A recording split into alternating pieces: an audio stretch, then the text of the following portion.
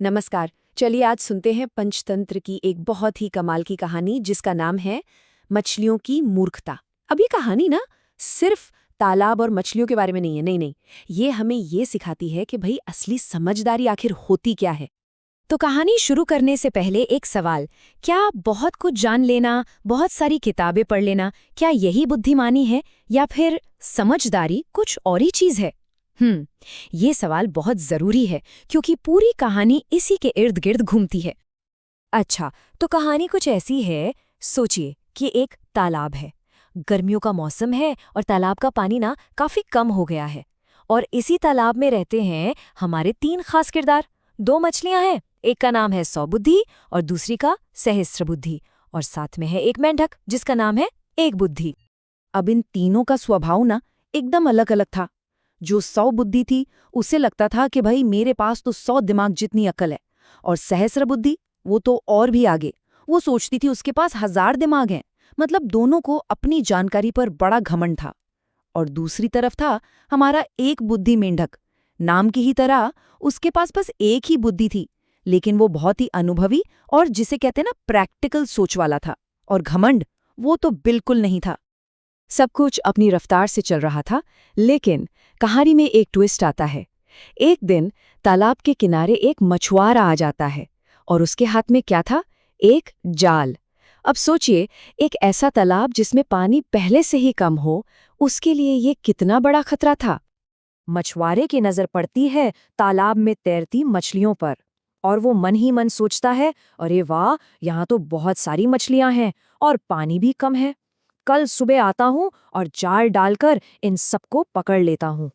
बस मछुआरे के ये शब्द जैसे ही हवा में गूंजे, पूरे तालाब में मानो हड़कंप मच गया।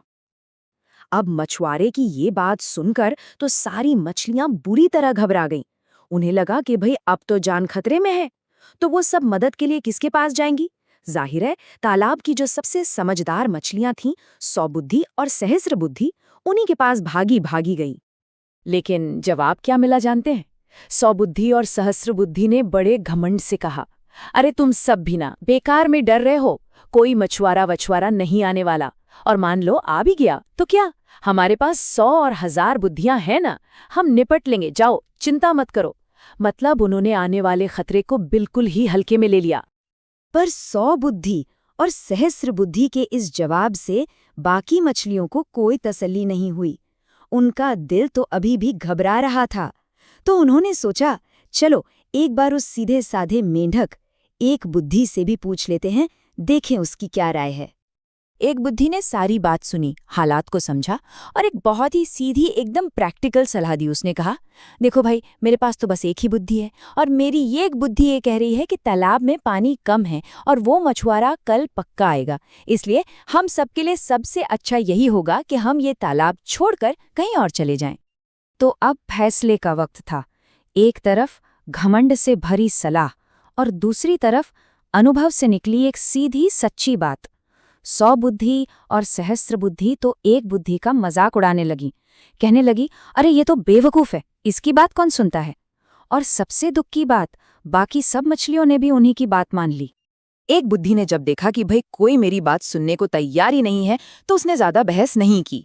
वो उसी दिन अपने परिवार को साथ लेकर पास के एक दूसरे तालाब में चला गया। उसने खतरे को समझा और सही कदम उठाया। और बाकी मछलियां, वो उसी तालाब में रुकी रहीं, अपने घमंड और अपने गलत फैसले के साथ। और फिर वही हुआ जिसका डर था। अगली सुबह मछुआरा ठीक वक्त पर आ गया, और आते ही उसने अपना जाल पूरे तालाब में फैला दिया। पानी वैसे ही कम था, मछलियों के पास भागने की कोई जगह ही नहीं बची थी। अंजाम बहुत ही दुखद था। तालाब की हर एक मछली उस जाल में फंस गई, और हाँ, वो 100 बुद्धि वाली सौबुद्धि और 1000 बुद्धि वाली सहस्त्रबुद्धि भी खुद को नहीं बचा सकी। उनकी सारी बुद्धिमानी धरी की धरी रह गई। वो भी बाकी मछलियों के साथ जाल में कैद हो गईं। और पास वाले तालाब के किनारे बैठा एक बुद्धि मेंढक बस दुख से ये सब देखता रहा। उसने अपनी आंखों से देखा कि कैसे वो मछुआरा उसके पुराने पड़ोसियों को, उसके साथी मछलियों को जाल में भरकर ले जा रहा था। और ये सब क्यों हुआ? सिर्फ एक गलत फैसले की वजह से।